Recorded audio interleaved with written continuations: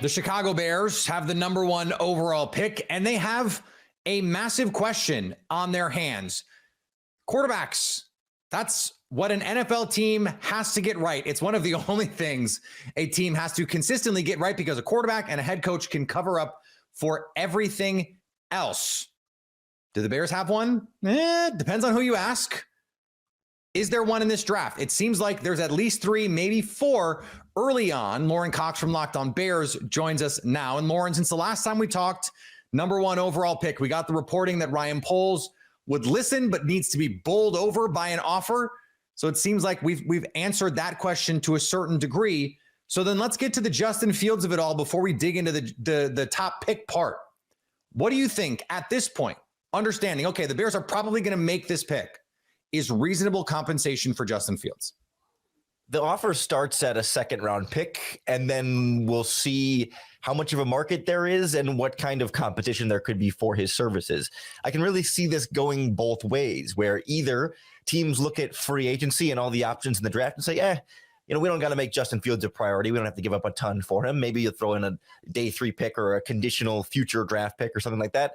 Or I could see teams looking at it and saying, man, Justin Fields on the last year of his rookie contract plus a 5th-year option is going to be a lot cheaper than a lot of these quarterbacks in free agency. And we feel like he's a little bit more of a sure thing or a known commodity compared to what a rookie might be in the draft. And we as a team don't know for sure that we're going to land that rookie in the draft. So Fields can be more of that, like, we've got an answer at quarterback. So there could be enough of a competition. And really all it takes is 2 teams interested in his services. And ultimately, I think somebody will give up something, but it'll be a 2nd-round pick plus some change.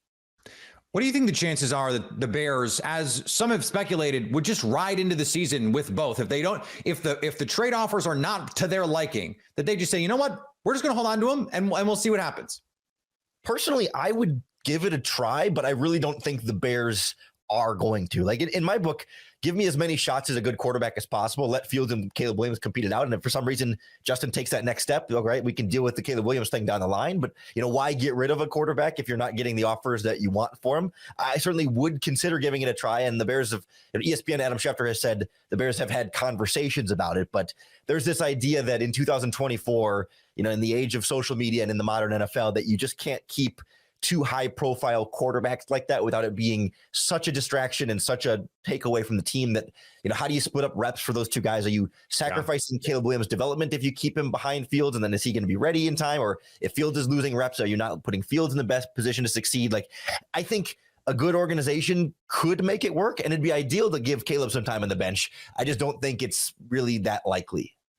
I mean, I think the Jordan Love of it all is impacting this too. Right now, you're seeing people say, hey, it's actually better for these guys to sit. And a really interesting conversation at Super Bowl between Cam Newton and Jordan Love. And Jordan Love was asked, hey, would you have done it all over again? And he said, yes. Cam Newton intimated he wished that he might have had some more time to sit. That could have helped his development.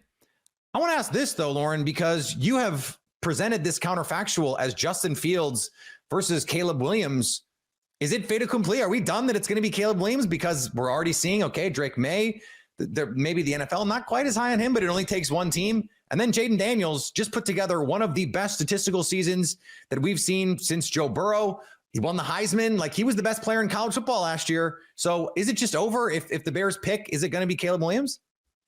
Everything is pointing that direction right now. And honestly, I think the Bears are about 90 to 95% there. They still want to go to the combine, get all the medical checks on Caleb Williams, do the interviews, really get super comfortable with him. But certainly on tape, he is the guy that they've targeted and then they're really moving forward towards. But I do think it's a valid conversation, not just Caleb versus Justin, but it's like, okay, Caleb, or trade down a couple of spots, maybe still land Drake May or Jaden Daniels, still get that quarterback of the future and whatever haul you could get by trading down. Like, ultimately, I think staying there and taking Caleb is the best bet, but they're going to listen to those offers. Like you said, has to blow them away, but you're weighing not just Caleb versus Justin, but Caleb and then a bunch of picks with a rookie quarterback, versus Caleb. They got a couple different ways you could go there. Stay up to date all year on the Chicago Bears by subscribing to Locked On Sports Today and Locked On Bears on your favorite podcast app and on YouTube.